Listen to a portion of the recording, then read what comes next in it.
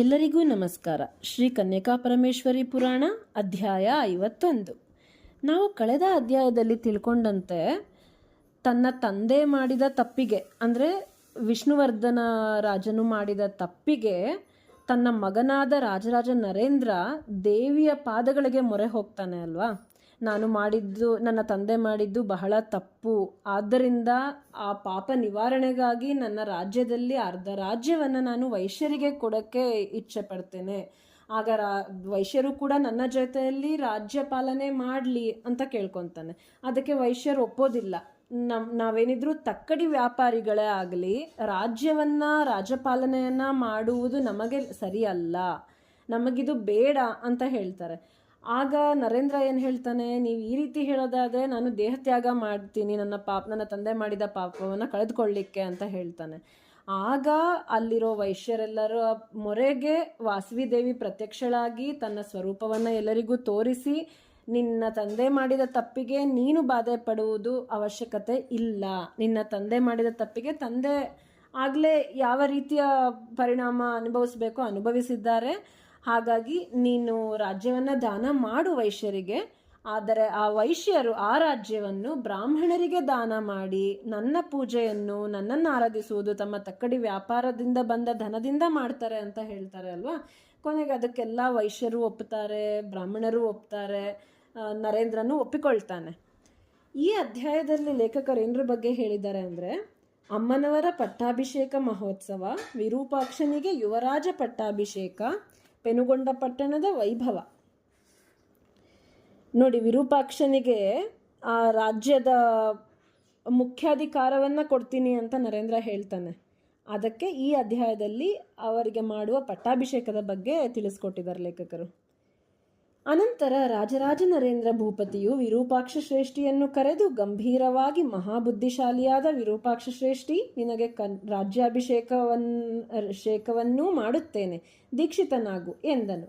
ದೇವಿಯ ಸನ್ನಿಧಾನದಲ್ಲಿ ರಾಜರಾಜ ನರೇಂದ್ರನು ಹೀಗೆ ನುಡಿಯಲು, ವಿರೂಪಾಕ್ಷ ಶ್ರೇಷ್ಠಿಯು ಸಮಸ್ತ ಲೋಕಗಳಿಗೆ ರಾಣಿಯೂ ಸರ್ವೇಶ್ವರಿಯೂ ಪರದೇವತೆಯೂ ಆದ ತಾಯಿ ಇಲ್ಲಿಯೇ ಇರುವಳು. ಐಶ್ವರ್ಯವನ್ನು ಬಯಸುವವರು ಆ ವಾಸುವಿಗೆ ಪಟ್ಟಾಭಿಷೇಕ ಮಾಡಬೇಕು. ಹಾಗೆ ಮಾಡುವುದರಿಂದ ನಮಗೆ ಅಖಿಲೈಶ್ವರ್ಯ ಉಂಟಾಗುವುದು ಎಂದನು. ಋಷಿಗಳು, ಬ್ರಹ್ಮ, ಕ್ಷತ್ರಿಯ, ವೈಶ್ಯರು ವಿರೂಪಾಕ್ಷನ ಮಾತುಗಳಿಂದ ಸಂತುಷ್ಟರಾದರು. ಅನಂತರ ಮುನಿಶ್ರೇಷ್ಠರು ಭಾಸ್ಕರಾಚಾರ್ಯರನ್ನು ಅಭಿಷೇಕ ಮಾಡಲು ತ್ವರೆ ಮಾಡಿದರು. ವೈಶ್ಯೋತ್ತಮರಿಂದ ಹಾಗೆ ಆಜ್ಞಾಪಿಸಲ್ಪಟ್ಟ ರಾಜನು ತನ್ನ ಜ್ಯೋತಿಷ್ಯರನ್ನು ಕರೆಯಿಸಿ ಶುಭಕರವಾದ ಲಗ್ನ ಮಿತಿಯನ್ನು ನಿಶ್ಚಯಿಸಿ ಸಕಲ ಪದಾರ್ಥಗಳನ್ನು ತರಿಸಿ ಪೆನುಗೊಂಡೆಯನ್ನು ಅಲಂಕರಿಸುವುದಕ್ಕಾಗಿ ಪರಿಚಾರಕರಿಗೆ ಆಜ್ಞಾಪಿಸಿ ನಿಜ ನಿವಾಸವನ್ನು ಸೇರಿದನು.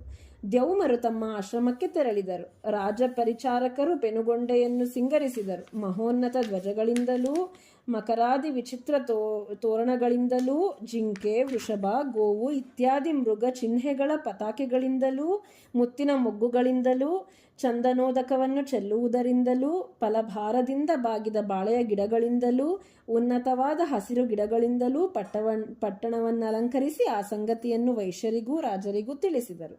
ಆ ನಿರ್ಮಲವಾದ ಪ್ರಾತಃ ಕಾಲದಲ್ಲಿ ಸ್ನಾನಾದಿ ಸಂಧ್ಯಾಕೃತ್ಯಗಳನ್ನು ತೀರಿಸಿಕೊಂಡು ಮುನಿಗಳು ದ್ಯೌಮರನ್ನೂ ಭಾಸ್ಕರಾಚಾರ್ಯರನ್ನೂ ಮುಂದಿಟ್ಟುಕೊಂಡು ನಗರೇಶ್ವರ ಸ್ವಾಮಿ ಮಂಟಪಕ್ಕೆ ಬಂದರು. ಪಟ್ಟಣವಾಸಿಗಳು, ಹತ್ತಿರದ ಹಳ್ಳಿಗಳವರು, ವೇದ ಸಂಪನ್ನ ಬ್ರಾಹ್ಮಣರು, ಅಬಾಲವೃದ್ಧ ಸುಜನರು ಪರಿಶುದ್ಧವಾಗಿ ಸ್ನಾನ ಮಾಡಿ ಚಂದನ ಕುಸುಮ ವಸ್ತ್ರಾಭರಣಗಳಿಂದ ಅಲಂಕರಿಸಿಕೊಂಡು ನೇತ್ರಾನಂದಕರವಾದ ವಾಸವಿ ದೇವಿಯ ಪಟ್ಟಾಭಿಷೇಕಕ್ಕೆ ಬಂದರು.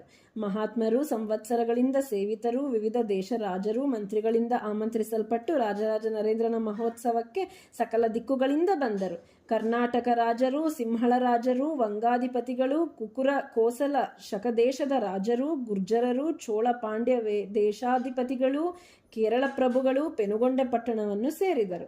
ಶತ್ರು ಸಂಹಾರಕನಾದ ರಾಜರಾಜ ನರೇಂದ್ರನು ಪರಿಶುದ್ಧನಾಗಿ ಮಂತ್ರಿ ಸಮೂಹದೊಂದಿಗೆ ಆಲಯಕ್ಕೆ ಬಂದನು. ವಿರೂಪಾಕ್ಷ ಶ್ರೇಷ್ಠಿ ಮೊದಲಾದವರು ಪರಿಶುದ್ಧರಾಗಿ ದಿವ್ಯ ಮಾಲ್ಯಾಂಬರಗಳನ್ನು ಧರಿಸಿ ದಿವ್ಯಾಭರಣಗಳಿಂದ ಅಲಂಕರಿಸಿಕೊಂಡು ಅಲ್ಲಿಗೆ ಬಂದರು. ಆಗ ರಾಜನು ಸಂತೋಷದಿಂದ ವೈಶ್ಯರನ್ನಾದರಿಸಿ ಅವರನ್ನು ತಕ್ಕ ಪೀಠಗಳಲ್ಲಿ ಆಸೀನಗೊಳಿಸಿದನು. ನಂತರ ರಾಜನು ಭಾಸ್ಕರಾಚಾರ್ಯರಿಗೆ ಪಟ್ಟಾಭಿಷೇಕಾರ್ಥವಾಗಿ, ಈಗ ವೈಶ್ಯೋತ್ತಮನಾದ ವಿರೂಪಾಕ್ಷ ಶ್ರೇಷ್ಠಿಯನ್ನು ಕಂಕಣಬದ್ಧರನ್ನಾಗಿಸಿರಿ ಎನ್ನಲಾಗಿ ಆಚಾರ್ಯರು ವಾಸವಿ ದೇವಿಯ ಅಭಿಷೇಕವನ್ನು ಮೊದಲು ಮಾಡಿ ಅನಂತರ ವಿರೂಪಾಕ್ಷ ಶ್ರೇಷ್ಠಿಗೆ ರಾಜ್ಯಾಭಿಷೇಕವನ್ನು ನಿಶ್ಚಯಿಸೋಣ ಎಂದರು. ಅದಕ್ಕೆ ಮುನಿಗಳು ಅಸ್ತು ಎಂದರು. ಅನಂತರ ಅಭಿಷೇಕ ಕಾರ್ಯಗಳು ಪ್ರಾರಂಭವಾದವು. ಅರಿಶಿನ ವರ್ಣವೂ ಪಾಪ ನಿವಾರಕವೂ ನಾನಾ ಔಷಧಯುಕ್ತವೂ ಸಕಲ ತೀರ್ಥ ಭರಿತವೂ ಸ್ವರ್ಣಮಯವಾದ ಪದ್ಮರಾಗ ಮಣಿಖಚಿತ ಕುಂಭಗಳಿಂದಲೂ ಗಂಗಾ ಗೋದಾವರಿ ಕೃಷ್ಣ ಕಾವೇರಿ ಮೊದಲಾದ ಪುಣ್ಯ ನದಿಗಳ ಉದಕದಿಂದ ತುಂಬಿದ 1000 ಕಳಶಗಳಿಂದಲೂ ಮಣಿಖಚಿತ ವೇದಿಕೆಯನ್ನು ತುಂಬಿಸಿ ಜ್ಞಾನಿಯಾದ ಅಪರಾರ್ಕ ಮಹರ್ಷಿಯು ವಿದ್ಯುಕ್ತ ಪ್ರಕಾರವಾಗಿ ಅಗ್ನಿಯನ್ನು ಪ್ರತಿಷ್ಠಿಸಿ ಅಗ್ನಿಯಲ್ಲಿ ಸತ್ಕ್ರಿಯೆ ಮಾಡಿ ಅನೇಕ ವಿಧ ಮಂತ್ರಗಳಿಂದಲೂ ಆಜ್ಯವನ್ನೂ ಸುಮಿದೆಗಳನ್ನೂ ಪಾಯಸಗಳನ್ನೂ ಹೋಮಿಸಿದನು. ಆಜ್ಯ ಪರಿಮಳಯುಕ್ತನಾದ ಅಗ್ನಿಹೋತ್ರನು ಪ್ರದಕ್ಷಿಣಮಯವಾದ ಜ್ವಾಲೆಗಳಿಂದ ಪ್ರಕಾಶಿಸಿದನು. ವೇದಾಂಗ ಪಾರಂಗತ ಬ್ರಾಹ್ಮಣರಿಂದೂ ಮುನೀಶ್ವರರಿಂದಲೂ ಋತ್ವಿಕ್ಕುಗಳಿಂದಲೂ ಭಾಸ್ಕರಾಚಾರ್ಯರು ಸಮಸ್ತ ಹೋಮ ಕಾರ್ಯವನ್ನು ನಿರ್ವಹಿಸಿದರು. ಅನಂತರ ಚಿಂತಾಮಣಿ ಪ್ರಕಾಶಿತ ಭದ್ರಾಸನದಲ್ಲಿ ಸ್ಥಾಪಿಸಲ್ಪಟ್ಟ ವಾಸವಿ ದೇವಿಗೆ ವೇದಘೋಷದೊಂದಿಗೆ ಬ್ರಾಹ್ಮಣರು ಧರ್ಮಶಾಸ್ತ್ರ ಪ್ರಕಾರವಾಗಿ ಅಭಿಷೇಕ ಮಾಡಿದರು. ಆಗ ಅಪರಾರ್ಕ ಮಹರ್ಷಿಯು ದೇವಿಗೆ ಅದೀಶ್ವರಿತ್ವವು ಸಿದ್ಧಿಸಿದೆ. ಇಂದಿನಿಂದ ಭೂಮಿ ಒಳ್ಳೆಯ ರಾಜರಿಂದಲೂ ಸಮೃದ್ಧ ಪೈರಿನಿಂದಲೂ ಅಧಿಕ ವೈಶ್ಯ ಸಂತತಿಯಿಂದಲೂ ಪ್ರಕಾಶಿಸಲಿ ಎಂದರು. ಭಾಸ್ಕರಾಚಾರ್ಯರು ಸಹ ಹಾಗೆಯೇ ನುಡಿದು ಅಭಿಷೇಕ ಮಾಡಿದರು. ಕ್ಷತ್ರ ಕುಲಾಚಾರ್ಯರಾದ ದ್ಯೌಮರು ಆಯಾತಯಾಮ ಮಂತ್ರಗಳಿಂದ ದೇವಿಗೆ ಅಭಿಷೇಕ ಮಾಡಿದರು. ಓ ದೇವಿ, ನೀನು ಸಕಲಕ್ಕೂ ಆದಿಶಕ್ತಿ, ಸರ್ವೇಶ್ವರಿ, ವಾಸವಿ, ಸೋದರಿ, ಪುರುಷಾಧಿನಾತೆ ಎಂದು ಲೋಕದಲ್ಲಿ ಎಲ್ಲರಿಗೂ ತಿಳಿದಿದೆ. ರಾಜನನ್ನು ಸಮಸ್ತ ಐಶ್ವರ್ಯಗಳಿಂದ ವೃದ್ಧಿಗೊಳಿಸು ಎಂದು ಗಾಲವ್ಯಾದಿ ಮಹಾಮುನಿಗಳು ಅಭಿಷೇಕ ಮಾಡಿದರು.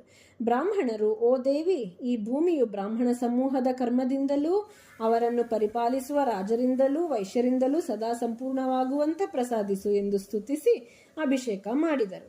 ಆಗ ದ್ಯೌಮರು ಮಂಗಳಕರವಾದ ದೇವಿಯ ಪಾದಗಳಿಗೆ ಅಭಿಷೇಕ ಮಾಡಿರಿ ಎನ್ನಲು ರಾಜನು, ಓ ಜಗದೀಶ್ವರಿ, ವಾಸವ ಕನ್ಯಕಾ ಬ್ರಾಹ್ಮಣರ ಒಡನೆಯೂ ಮಂತ್ರಿಗಳೊಡನೆಯೂ ನನ್ನ ರಾಜ್ಯವನ್ನು ವಂಶವನ್ನು ಕಾಪಾಡು ಎಂದು ಆಕೆಯ ಪಾದಕಮಲಗಳಿಗೆ ಅಭಿಷೇಕಿಸಿ ನಮಸ್ಕಾರ ಮಾಡಿದನು. ಆಗ ದುಂದುಬಿಗಳು ಮೊಳಗಿದವು. ಅಂತರಿಕ್ಷದಿಂದ ಪುಷ್ಪವೃಷ್ಟಿಯಾಯಿತು. ವೀಣೆ, ಕೊಳಲು, ಮೃದಂಗಗಳು ವಿಶೇಷನಾದ ಮಾಡಿದವು. ಆಗ ಕನ್ನಿಕಾ ಪರಮೇಶ್ವರಿ ಸಂತೋಷಿಸಿ ರಾಜನಿಗೆ ಸದಾ ಬಂಗಾರವನ್ನೀಯುವ ಮಣಿಯನ್ನೂ ಖಡ್ಗಶ್ರೇಷ್ಠವನ್ನೂ ಪ್ರಸಾದಿಸಿದಳು. ಅನಂತರ ರಾಜರಾಜೇಂದ್ರನು ಅಧಿಕ ಕಾಂತಿ ಸಂಪನ್ನನೂ ಮಂಗಳ ಸ್ನಾನ ಮಾಡಿ ಶ್ವೇತ ವಸ್ತ್ರಗಳನ್ನು ಧರಿಸಿದವನು, ಪರಿಶುದ್ಧ ಯಜ್ಞ ಪವಿತ್ರಧಾರಿಯೂ ಶ್ರೇಷ್ಠ ಮಣಿರಂಜಿತ ಭೂಷಣನೂ ವಿಶೇಷ ಕಿರೀಟಧಾರಿಯೂ ದಿವ್ಯಚಂದನ ಪುಷ್ಪಹಾರ ಹಸ್ತಭೂಷಣ ಧರಿಸಿದವನೂ ಆದ ವಿರೂಪಾಕ್ಷ ಶ್ರೇಷ್ಠಿಯನ್ನು ಯುವರಾಜನೆಂದು ಅಭಿಷೇಕ ಮಾಡಿ ವಾಸವಿ ದೇವಿಗೆ ಪ್ರೀತಿಯನ್ನುಂಟು ಮಾಡಬೇಕೆಂದು ಸ್ವರ್ಣಹಾರಗಳನ್ನೂ ಮಣಿಮಯ ಕರ್ಣಭೂಷಣಗಳನ್ನೂ ಕಿರೀಟವನ್ನು ಸಮರ್ಪಿಸಿ ಸಂತೋಷಗೊಂಡನು. ಅನಂತರ ರಾಜನು ಶತ್ರು ಸಂಹಾರಕಾರಿಯೂ ಸಂಚರಿಸುವ ಬೆಟ್ಟದಂತೆ ಕಾಣುವುದು ಅನರ್ಘ್ಯ ಮುತ್ತುಗಳ ಆಭರಣಗಳಿಂದ ಅಲಂಕೃತವೂ ಹಂಸದಂತಹ ಬಿಳಿಯ ಕರ್ಣಾಲಂಕಾರಗಳಿಂದ ಕೂಡಿದುದೂ ಮದಿಸಿದುದೂ ಆದ ಭದ್ರ ಗಜದ ಮೇಲೆ ವಿರೂಪಾಕ್ಷ ಶ್ರೇಷ್ಠಿಯನ್ನು ಹತ್ತಿಸಿ ತಾನೂ ಆತನ ಪಕ್ಕದಲ್ಲಿ ಕುಳಿತು ಬಂಧು ಬಾಂಧವ ಭೃತ್ಯ ಸ್ನೇಹಿತ ಮಂತ್ರಿಗಳೊಡನೆಯೂ ಕರಿತುರಗ ಶಟಕಗಳನ್ನೇರಿದ ಸಕಲ ದೇಶಾಭೂಪತಿಗಳೊಡನೆಯೂ ಪುರ ಪ್ರದಕ್ಷಿಣೆಯನ್ನು ಮಾಡಿದನು. ಆನೆಯ ಮೇಲೆ ಅಂಬಾರಿಯಲ್ಲಿ ಕುಳಿತ ವಿರೂಪಾಕ್ಷ, ರಾಜರಾಜ ನರೇಂದ್ರರು ಐರಾವತದ ಮೇಲೆ ಕುಳಿತ ಇಂದ್ರ, ಉಪೇಂದ್ರರಂತೆ ಕಂಗೊಳಿಸಿದರು. ಅನಂತರ ಭದ್ರ ಗಜದಿಂದ ಇಳಿದು ಸಭಾಸ್ಥಾನಕ್ಕೆ ಬಂದು ಸ್ತ್ರೀಯರಿಂದ ಕರ್ಪೂರದ ಆರತಿಗಳನ್ನು ಮಾಡಿಸಿಕೊಂಡು ದ್ಯೌಮ್ಯ ಮಹರ್ಷಿಗಳ ಆಜ್ಞೆಯಂತೆ ನವರತ್ನಗಳನ್ನೂ ದಿವ್ಯಭೂಷಣಗಳನ್ನೂ ಮತ್ತ ಗಜಗಳನ್ನೂ ಅರಬ್ಬಿ ಕುದುರೆಗಳನ್ನೂ ಮೊಹರಿ ದಂಡದಾಸಿ ಜನರನ್ನೂ ಗೋ ಸಮೂಹಗಳನ್ನು ಪರಿಮಳ ಗಂಧಗಳನ್ನು ದಿವ್ಯ ಚೀನಾಂಬರಗಳನ್ನು ಅವರಿಗೆ ಒದಗಿಸಿದನು. ಆ ವೈಶ್ಯರೂ ಸಹ ಅನೇಕ ಆಭರಣಗಳನ್ನಿತ್ತರು. ಅವರಿಂದ ಕೊಡಲ್ಪಟ್ಟ ಸಮಸ್ತ ಆಭರಣವನ್ನು ವಿರೂಪಾಕ್ಷನು ವಾಸವಿ ದೇವಿಗೆ ಸಮರ್ಪಿಸಿದನು. ಸಕಲ ವೈಶ್ಯರಿಗೂ ವಿರೂಪಾಕ್ಷನಿಗೂ ಇರುವ ಭಕ್ತಿಯನ್ನು ನೋಡಿ ವಾಸವಿಯು ಸರ್ವ ವೈಶ್ಯರ ಮನೆಗಳನ್ನು ನವನಿಧಿಗಳಿಂದ ತುಂಬು ಎಂದು ಕುಬೇರನಿಗೆ ಆದೇಶಿಸಿದಳು. ಕುಬೇರನು ಹಾಗೆಯೇ ಮಾಡಿದನು. ವೈಶ್ಯರು ಬೇರೆ ಬೇರೆಯಾಗಿ ಮಂತ್ರಿ ಸಮೇತನಾದ ರಾಜನಿಗೆ ಮಣಿಭೂಷಣಗಳನ್ನೂ ನೀಡಿದರು. ವಿರೂಪಾಕ್ಷನು ರಾಜನು ಕೊಟ್ಟ ವಸ್ತುಗಳಿಗೆ 2ರಷ್ಟು ವಸ್ತುಗಳನ್ನು ರಾಜನಿಗೂ ಮಂತ್ರಿಗಳಿಗೂ ಇತ್ತನು. ರಾಜರಾಜನು ವಿರೂಪಾಕ್ಷನನ್ನು ಆಲಂಗಿಸಿ ವಾಸವಿ ದೇವಿಯನ್ನು ಪ್ರದಕ್ಷಿಣೆ ನಮಸ್ಕಾರಗಳಿಂದ ಪೂಜಿಸಿ ಎಲ್ಲರ ಅನುಜ್ಞೆಯನ್ನು ಪಡೆದು ತನ್ನ ರಾಜಧಾನಿಗೆ ಮರಳಿದನು. ಅನಂತರ 7 ದಿನಗಳವರೆಗೆ ಪೆನುಗೊಂಡೆಯಲ್ಲಿ ಉತ್ಸವಗಳು ನಡೆದು ಹಗಲಿಗೂ ರಾತ್ರಿಗೂ ಭೇದವೇ ಇಲ್ಲದಾಯಿತು. ವಾಸವಿಯ ಉತ್ಸವವು ವೈಭವೋಪೇತವಾಗಿ ನಡೆಯಿತು. ಗೋವುಗಳು ವಿಶೇಷವಾಗಿ ಹಾಲು ಕೊಡತೊಡಗಿದವು. ವೃಕ್ಷಗಳು ಕಲ್ಪವೃಕ್ಷ ಸಮಾನವಾದವು. ನದಿಗಳು ಜೇನಿನಂತಹ ರುಚಿ ಪಡೆದವು, ಬಾವಿಗಳು ಅಮೃತ ಕೊಳಗಳಾದವು. ದೇವಿಯ ಅನುಜ್ಞೆಯಂತೆ 1,00,000 ಗೋವುಗಳನ್ನೂ, 16 ಮಹಾದಾನಗಳನ್ನೂ, 9 ಕೋಟಿ ಬೆಲೆಯ ಬಂಗಾರವನ್ನೂ, ರೇಷ್ಮೆ ವಸ್ತ್ರಗಳನ್ನೂ, ಆಭರಣಾದಿಗಳನ್ನೂ ಇತ್ಯಾದಿ ಅನೇಕ ದಾನಗಳನ್ನೂ ಮಾಡಿದರು. ಭಾಸ್ಕರಾಚಾರ್ಯರು ಹೇಳಿದಂತೆ ವೈಶ್ಯಶ್ರೇಷ್ಠರು ಗಾಲವಾದಿ ಮಹರ್ಷಿಗಳಿಗೆ ಇಷ್ಟಾರ್ಥ ಸಿದ್ಧಿಯನ್ನೀಯುವ ಮಣಿಗಳನ್ನಿತ್ತರು. ಈ ಪ್ರಕಾರವಾಗಿ ಹಗಲು ರಾತ್ರಿ ದಾನ ಮಾಡಿದರೂ ಸಹ ಆ ವೈಶ್ಯರ ಮನೆಯ ಧನವು ಕಿಂಚಿತ್ ಕಡಿಮೆಯಾಗಲಿಲ್ಲ. ಹಗಲು ರಾತ್ರಿ ಭೋಜನ ಮಾಡಿ ಸುಖವಾಗಿದ್ದ 1,00,000 ಬ್ರಾಹ್ಮಣರನ್ನು ನೋಡಿ ಜನರು ಸಂತೋಷಗೊಂಡರು. ವಾಸವಿ ದೇವಿಯ ಸಾನ್ನಿಧ್ಯವನ್ನು ಬಿಡದೆ ಕುಬೇರನು ಅಲ್ಲಿಯೇ ಉಳಿದನು. ಆತನ ಉತ್ಸಾಹದಿಂದ ಹಿಂದೆ ಎಂದೂ ಇಂತಹ ಉತ್ಸವ ನಡೆದಿಲ್ಲ. ಇದನ್ನು ವಿಸ್ತರಿಸಿ ಹೇಳಲು ನಾನು ಅಸಮರ್ಥನು. ಅಮಾನುಷವಾದ ಇದನ್ನು ವರ್ಣಿಸಲು ಯಾರಿಗೆ ಸಾಧ್ಯ? ವಾಸವಿ ದೇವಿ ಪ್ರಸನ್ನಳಾಗಿರಲು ಯಾವುದು ತಾನೇ ಅಸಾಧ್ಯ? ಆದ್ದರಿಂದ ವೈಶ್ಯರೇ, ನೀವು ಯಾವಾಗಲೂ ಪ್ರೀತಿಯಿಂದ ಅಸಮಾನಳು, ಆದಿಶಕ್ತಿಯೂ ವಿಷ್ಣು ಸೋದರಿಯೂ ಆದ ವಾಸವಿಯನ್ನು ಭಕ್ತಿಯಿಂದ ಆರಾಧಿಸಿ. ವಾಸವಿಯ ಪಟ್ಟಾಭಿಷೇಕವನ್ನೇ ಯಾರು ನೆನೆದು ಪೂಜಿಸುವರೋ ಅವರು ಸಂತತಿಯನ್ನೂ ಐಶ್ವರ್ಯವನ್ನೂ ಕೀರ್ತಿಯನ್ನೂ ತಪ್ಪದೇ ಪಡೆಯುವರು. ವಾಸವಿ ಕನ್ಯೆಯ ಭಕ್ತರಿಗೆ ಧನವೂ ವೈಭವವೂ ರಾಜ್ಯವೂ ಗಜಾಶ್ವ ಬೃಂದ ಮಹೋನ್ನತಿಯೂ ಸತ್ಯವಾಗಿ ದೊರೆಯುವುದು ಎಂದನು. ಇಲ್ಲಿಗೆ ಈ ಅಧ್ಯಾಯ ಮುಕ್ತಾಯ. ಧನ್ಯವಾದಗಳು. ಜೈ ವಾಸವಿ.